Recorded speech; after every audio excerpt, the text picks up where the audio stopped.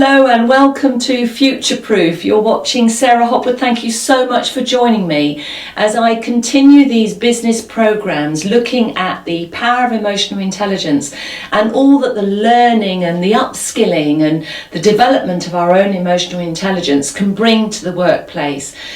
This is for business owners, this is for employees, and indeed this is for students who are thinking ahead to their future.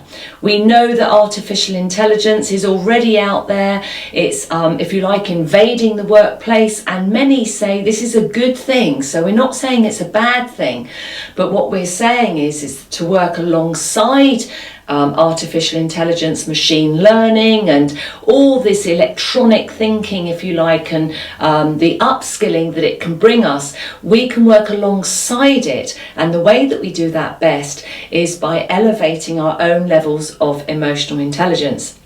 In this week's programme, I'd like to look at really asking a question, and the question is for ourselves to say, are we an overreactor or are we an underreactor? In the workplace, do people look at us and consider us high maintenance or low maintenance? What does that look like in the workplace? Well, in basic terms, broad terms, a high maintenance person is somebody where they seem to demand, if that's the right word, a lot of consideration for one reason or another. Some people might call them prickly or walking around them on eggshells. And so they're high maintenance. In other words, they draw a lot of time, they draw a lot of resources on a day-to-day basis. We all know that different departments, different people have issues and discussions that need to be talked through and sorted out. But a high maintenance person, an individual in a workplace, is somebody who regularly draws more favourably, if that's the right word, on the resources that are available. So in other words, they are expensive to the business. And so this is in line with asking the question, are we an underreactor or an overreactor? So again, the overreactor person is somebody who is linked to the high maintenance, that we, if we don't take command of our emotions, command of our thought processes, and vitally, if we don't suspend, then we become overreactors. We tend to operate more in the ballpark of auto response, and when people say that was a knee-jerk reaction.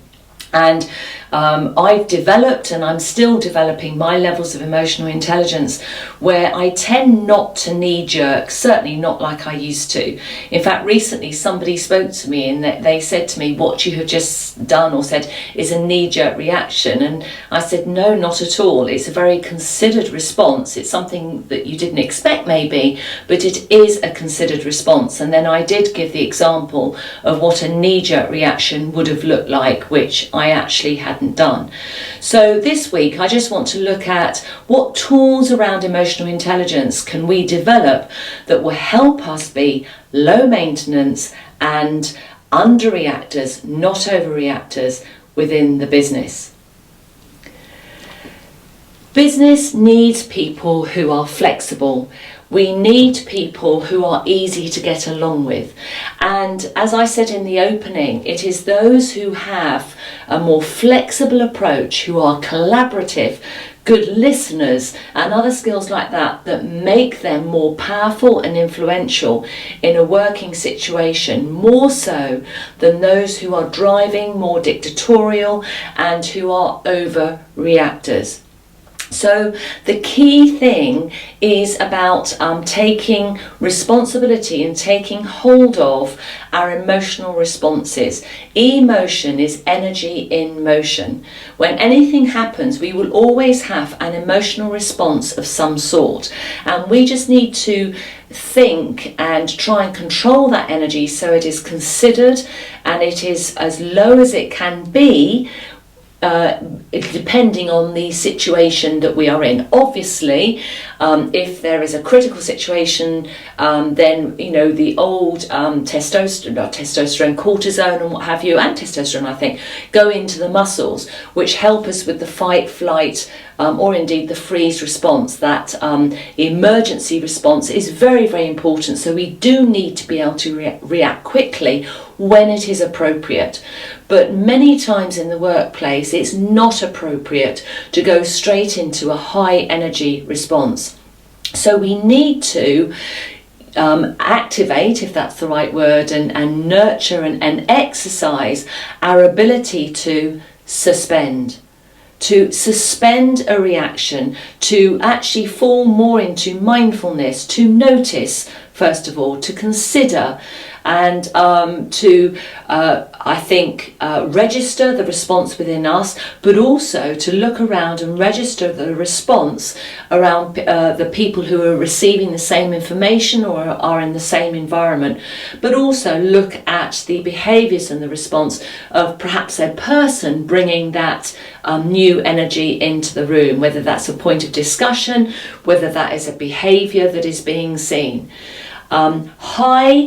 Constant high levels of energy and emotional responses very, very often lead to stressful situations, particularly if they are ongoing. Again, the fight, flight or freeze is a very good tool for quick responses, but when we are in the workplace and, for example, we've got high energy people, we've got high maintenance people, we've got overreactors in the building, then that situation in itself is causing a reasonably low level of constant chronic stress.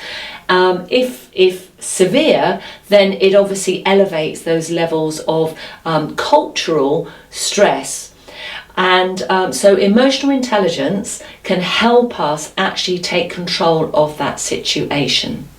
So I just want to look at a couple of those particular tools around emotional intelligence and how we can monitor it. So the first one I want to think about is actually our own internal emotional thermometer.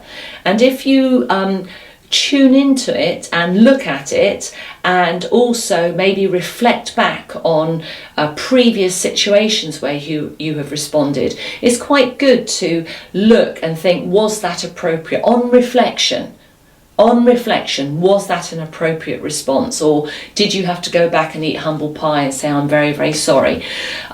What's good about reflecting back is not beating yourselves up. We could all do that, and to me beating ourselves up has nothing to do with emotional intelligence. But what we can do is look back and look at some of those triggers. What was it that triggered me to possibly knee-jerk in some way? Or what was it that triggered that response that I now believe was perhaps an over response, or maybe it was a knee-jerk, or sometimes actually we hit mute and the response could actually have not been appropriate enough.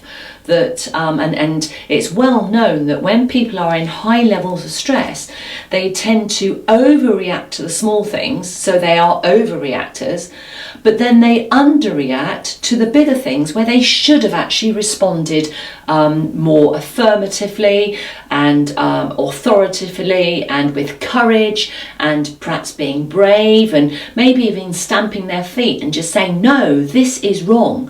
And sometimes we dumb it down. So just going into the break, I think I just want to say, where do you think your internal thermometer is? How can you reflect back and look at where you've reacted before, either appropriately or inappropriately, and look at the attributes, the good things that you liked, and look at the triggers that set off some of the behaviours that you didn't like. And then also maybe think of somebody that you have seen that has responded well, so not yourself but somebody else, and see if you can look at how they were thinking and how they were linking their emotional behaviour to the outcomes.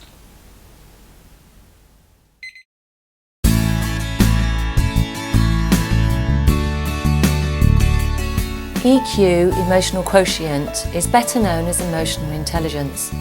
It is a tangible tool that can sit alongside your services or your product, and it can be taught. Leaders with high EQ have less stress, they're more effective, and they earn more money. There's a great saying, just because we have pains, it does not give us permission to be a pain. I believe that teaching emotional intelligence has a direct impact on your sense of success and your net profits. EQ will empower you and your workforce to drive the change that you want. Change brings transition. EQ can help unpack what's holding you back and speed up that period of transition.